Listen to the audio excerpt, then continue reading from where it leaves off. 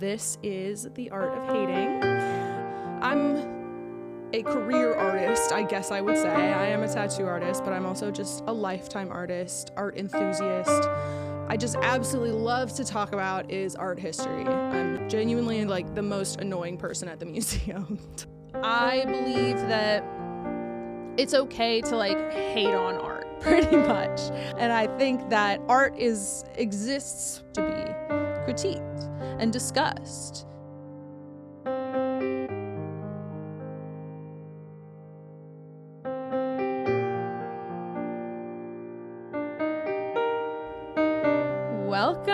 Welcome back to The Art of Hating. I am your host, Annabelle Warren, and this is my co-host, Charlotte Warren, my sister. Hello, Charlotte. I'm here. The village idiot is here.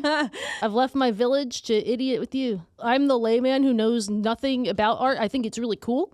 Art historians, they're intimidating people unnecessarily, in my opinion. Yeah. But because when you know the secrets behind these like very famous, incredible paintings, it just like totally changes how you feel about it. And there's all kinds of weird little like fun shit. The topic of today is people who have attacked art, people who have attacked works of art throughout history. And turns out it goes pretty far back. Like people physically attacking the art piece or just, yes, bad art? Yes. So, and I want to specify attacks on art, not vandalism, because vandalism, when I think of that, and I think the way a lot of people understand it is like really a crime of opportunity in the realest sense. So, what about political? Like, don't people like vandalize or attack art for political reasons too? Yeah.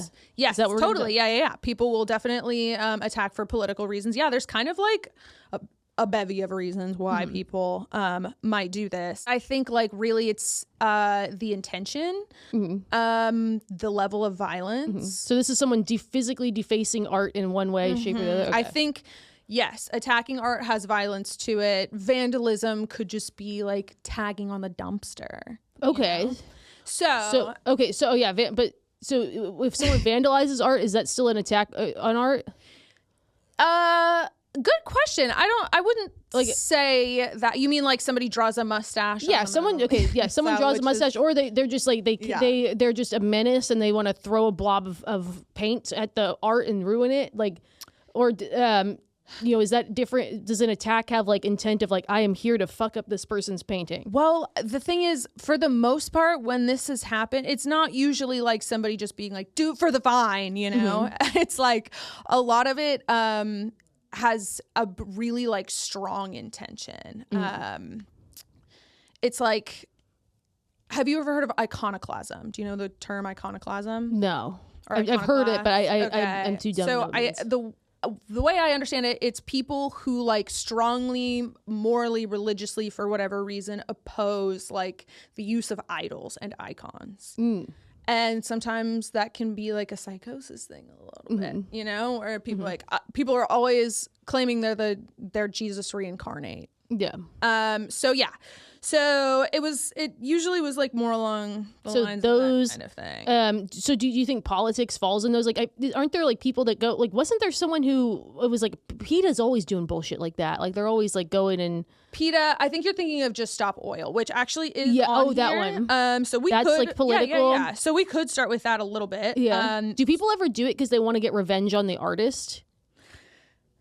It's one-sided beef. Artist doesn't know that the vandal exists, but the vandal's like, I hate him. I mean, totally, that's the case when people hate celebrities. Dude, people have straight beef with paintings. It's so crazy and it's so funny. But yeah, I will go over it just so that we have like some context for like modern. Yes, Just Stop Oil, I believe, is the organization that like threw soup on the Mona Lisa and Sunflowers by Van Gogh. They threw soup on them. Why soup? Girl, I have complicated emotions about this because I actually like they knew that these paintings were going to be covered in glass. It was purely a stunt. They still, of course, were like arrested and charged, which sucks. But I think that their message is so actually profoundly interesting and important. And I was an environmental studies major, so I feel I have one hand in either of these fields, and like I I get it. I don't know. I get it. People won't get it until it's too late. But how whatever. would you feel if someone went to one of your art shows and defaced one of your pieces in the name of a political cause that you care about? That I care about? That you support? Well, they wouldn't. That wouldn't make any sense. Yeah, it wouldn't make sense. Yeah, I don't know. I mean, it's complicated. It's kind of complicated, but I will say that for the most part, when I think about like vandalizing artworks, I like think it's low key kind of funny. Some of these are straight up offensive and harmful. Okay, but I want to hear the stories. Okay. Yeah, so, give me the tea. So there was that one, and then actually another one recently was a student at Cambridge University spray painted over the painting of Arthur Balfour, who helped establish Israel. So yes, it is. It can be pretty political. Do they seem to pick things that are covered in glass or that are fixable, or do they ever like really fuck something things up? like that? Like the Palestine protesters, straight on that thing. Bam, bam, bam. No, that she was serious. That was an act of violence. With like the Mona Lisa, it's like, of course we're not gonna fucking throw soup on the Mona Lisa. Come on, but we need you guys to pay attention. You know. So okay, so this one actually so interesting. This is a very violent one. So have you heard of the sculpture Pietà? No. Okay. I swear I've seen it. Where is that? That is at the Vatican. Okay. So Pietà means pity. It is Michelangelo's sculpture from 1498. Oh. Like Mary holding Jesus, her son. And Pietà is like a motif in art. It's done in many different ways. The motif just being Mary holding her dead son. But this is kind of like the most recognizable version of that. And it's so beautiful. It's so unbelievably fucking perfect. And of course, Michelangelo, he like does things with the proportions. So Mary is like gigantic and like way younger than she's supposed to be. It's totally beautiful. For that reason, I can understand why people might experience something like Stendhal Syndrome, being around this sculpture. This guy, I don't think it qualifies as Stendhal Syndrome because he clearly had planned this. He was 33 when he did this, the same age that Jesus died. This man, László Roth, he was 33 and he attacked the Pietà with a geologist's hammer. Attacked it with like a little geologist's hammer, broke her nose off, broke her eyelids off, like did significant damage to the face of Mary. And I'll show you a picture of kind of like what, which like, when you understand Michelangelo did the Sistine Chapel. He did David, which was carved out of a piece of marble that like nobody else could handle. And he was like, fuck, I got it. Did that when he sculpted this when he was 24. Jesus. 24. It's the only piece of art. It is wild, like how crazy talented and young these the Italian Renaissance, dude. At some point we're going to have to like dive into it. I could talk about the Italian. I don't want to like focus too much on like white people, you know, but the Italian Renaissance, we got to get into it because there was something in the water. Something was up at that time. But Michelangelo was like the best of all of them. This work is so unbelievably priceless and like old. László Roth, he attacks it, 15 blows to her face. And when interviewed later, he said that he believed he was Jesus Christ and that the icon of Mary, he didn't like the icon of Mary pretty much. He thought that like Jesus is eternal and he shouldn't have a mother and the mother shouldn't be represented here. So like a random like religious delusion thing. But it is so interesting, like why attack Pietà? Like why do you go for the most priceless, important work of art? You know, there must be something so compelling about it. Which leads into, we got to talk about Barnett Newman. Who the fuck is Barnett Newman? Okay. Oh my God. Love this guy. Okay. And this happened in the 70s or 80s. Shoot. Oh, I wish I wrote it down. Okay. Well, this painting was created by Barnett Newman in 1967. You might have heard about this one on TikTok.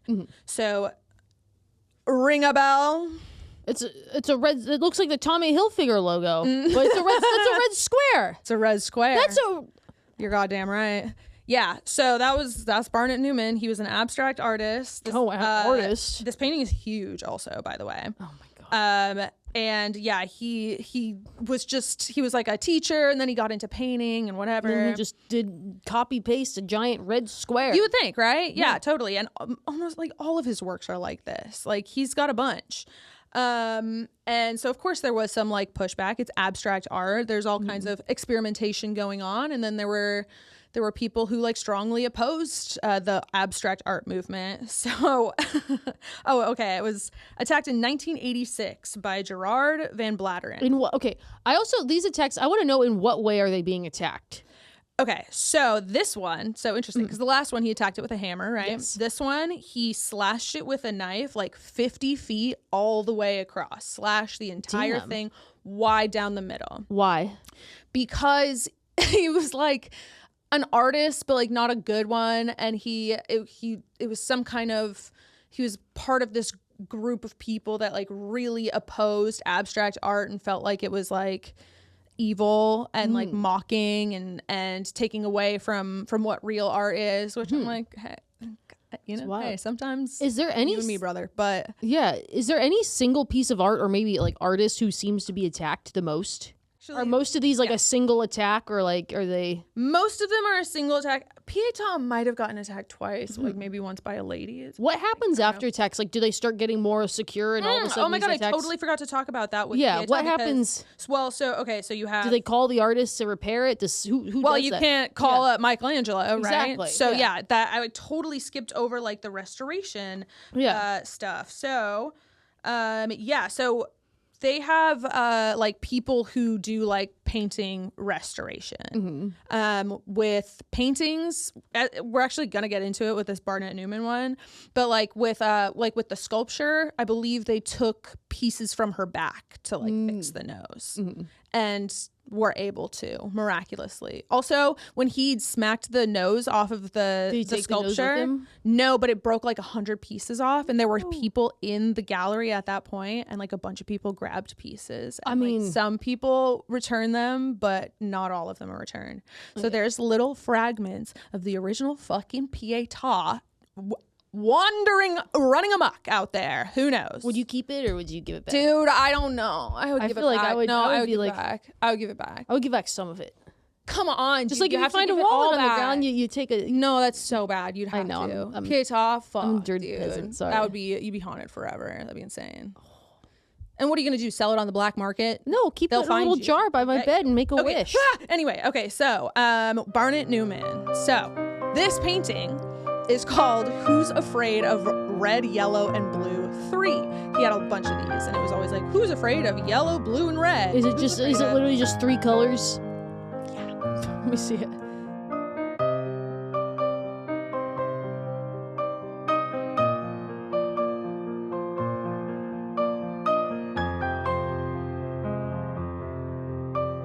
People believe that because the name of this painting was a question, it invited a lot more like rage around it.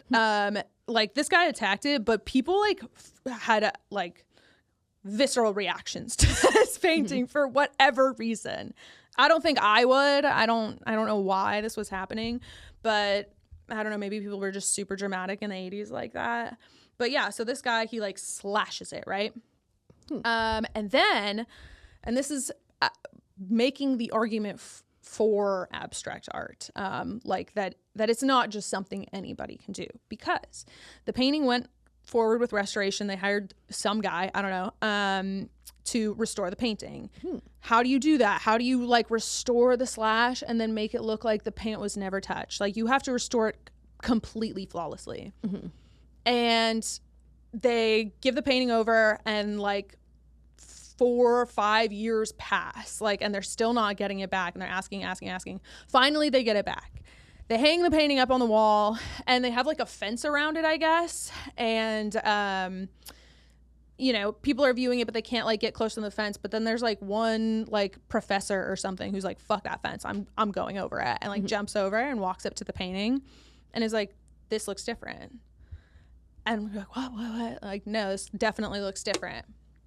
So they brought it back in. Turns out this like restorer guy had like paint roll. He couldn't match the strokes. This painting had been done with basically imperceptible brush strokes. Like it was so perfectly painted. Just this red square, blue and yellow like rectangle.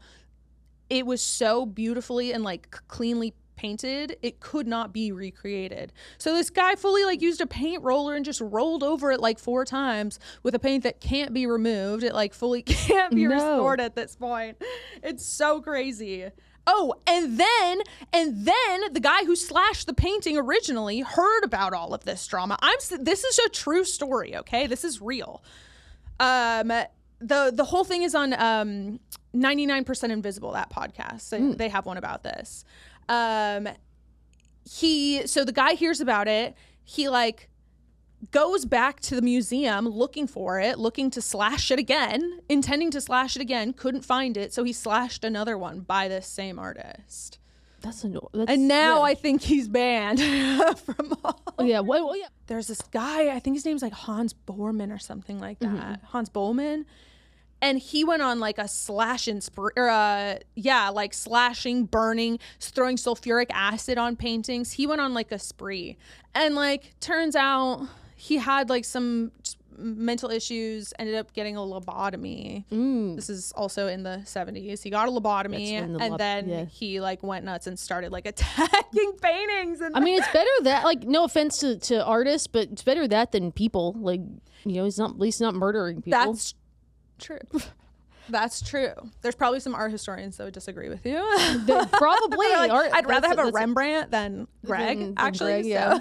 I would choose that over Greg. Yeah. Guy's named Greg. But yeah, he went nuts and like kept getting put away, and they would be like, "Stop it, stop, okay?" And he'd be like, "Okay," and they would release him. Boom! Immediately, he's back to it. Sulfuric acid.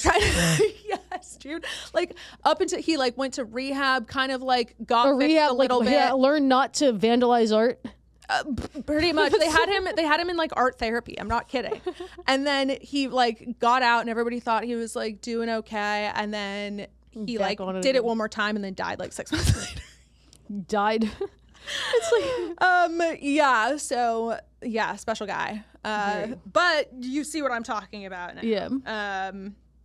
So that's also the process of like restoration is like so incredibly fucking difficult, and there's people that they have different methods of doing this. Yeah. Some people feel uncomfortable about it because it feels like if you're restoring a famous painting, it's not the real artist's hand. Well, I think everyone, when people think of art restoration, like they always see the stuff that makes the news. Like there was the one painting where it was like they made it look like a little like babushka in a hood. It was really like a Jesus one. Oh my God, everyone's seen that meme. Yes. Everyone's seen that. Okay. And like, so I think when people like, that's the stuff that makes the news. Whereas like, isn't art restoration like a lot of times it's typically just like, you know, polishing. Like you're not really doing much to it. It's just making sure things don't go to shit. Yes, I imagine that's most of it. Like having to like clean off the top layer of varnish, which usually isn't like too crazy. Yeah.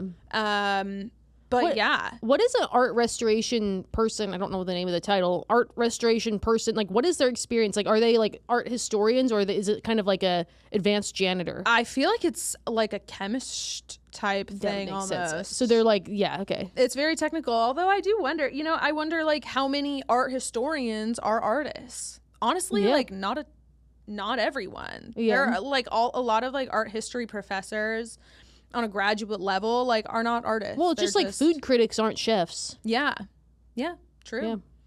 And like gallery owners and art market people, it's like you kind of have to have a different like part of the brain to be able to do that.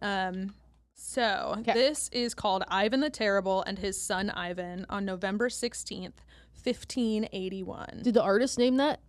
Yes. Yes. And it's by Ilya Repin. It's from 1885. Have you seen this painting? Yeah. Yes. I've seen that. He's dead. Right. He got shot or something. And when you kind of zoom in on the two figures at the center, the expression. Yeah, they look sad. Thank you so much. Very descriptive. Okay, I'm going to describe it. So it's a beautiful painting. Center of the painting are two figures. There's an older man kind of like holding the younger man and holding his head, which clearly has a brutal wound to it. There's like a saber on the floor, and the old man, the expression on his face, this is like such an incredibly famous painting because of the expression on his face. It is absolutely so haunting. It's like something straight out of a horror film, the way that he's looking right now. And ultimately, so this painting is about what was it? It's about how Ivan the Terrible, he gets in an argument with his son and I don't know, kills him, I guess, and immediately regrets it and like realizes what he has done, and he's like cradling his son as his son is dying. His son is not dead yet, but like clearly dying, and it's like just such an intense moment, but also somewhat political.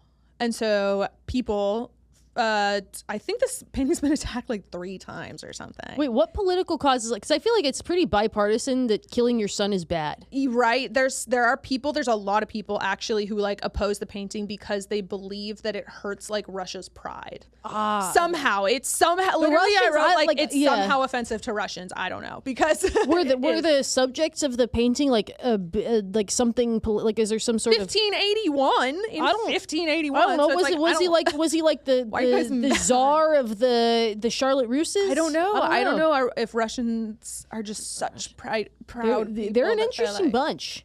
Yeah, I don't know, but it is a stunning painting. Oh my God. I think it's in Chernobyl. It's like in the background behind like Mr. Gorbachev. Pretty sure. So the first attack was 29-year-old iconoclast who it was something about like the representation of this one didn't have. Was there anything like with the church or something? Like, aren't Russians and church like the Russian Orthodox? You're right. It probably was something along those lines. Like, I don't really understand how all that Christianity stuff works. Yeah. But it was first attacked by like this 29-year-old guy, and he tore it up. Oh yeah, you can see the slashes, the big old slashes there. Like in a way that looks pretty like irreparable. And actually, after he did this, the curator of the gallery then threw himself under a train. So this painting has like a crazy like weight to it, you know, like not just the figures, but it's like there's like all this weird history behind it. And then in 2018 it's been I think like attacked and protested like a bunch of times, but then the next one that actually did damage was in 2018. A drunken visitor broke its glass with a metal bar and really fucked it up. Oof. Yeah, so I think they're in the works of like restoring that one or whatever, but yeah, that is an extremely provocative painting for whatever reason. I think anything that portrays like a specific emotion that people like really connect with, you look in the eyes. We talked last time about the lunatic of Etretat. Like the look in her eyes tells the entire story. Yep. And yeah, that like really provokes people for whatever reason. The last one that I want to talk about are the Bamiyan Buddha statues. This is like ancient. Where are those right now? So they don't exist anymore, unfortunately. They were in Afghanistan. These sculptures were carved out of the mountain, like these fucking giant Buddhas. Here, I'm gonna show you a picture of what they used to look like. Boom. Whoa. They're pretty like worn in, but they're like 1,500 years old. They were carved 1,500 years ago. When you think about like 1,500 years ago, art from 1,500 years ago, which there are plenty of museums that have like stuff from BC and whatever, but the value of something from 1,500 years ago is like how many generations is that? How many generations do we have between 100 years? 3, 4? Like if you're going way back in time. Oh my God, dude, that's so many. That's so many lifetimes lived. And like the way that art has progressed and communicated with all corners of the world, but it's like this is such an early time for humans. Honestly, like early humans weren't really. It took a while for like Homo sapiens to get to making art for art's sake. like a long time. It was all like functional, you know, it would be like religious figures and stuff. It took a long time for people to like get to the point of like making like beautiful art for art's sake. So, I mean, to give you a little perspective, also, Bamiyan was attacked by Genghis Khan like 800 years after these were created. And he was 800 years ago from us. Mm-hmm. So these are like 800 years prior to that. Like, that's so crazy. Double the time of Genghis Khan. That is wild. And in 2001, the Taliban bombed them because they believe that they're like false idols. And yeah, it fucking sucked. Yeah. Are there any other cases of like attacks on art, like actually destroying something beyond repair? It seems like the other ones were like restored. Yeah, for the most part, able to be restored, I guess. I don't. These ones definitely were fully bombed, and will not be able to be restored. I don't know if there's been any that were like completely irreparable. At least not by like an art attack, like, you know, fires and stuff like that like happen. Yeah, not necessarily for other reasons, but yeah, I would say.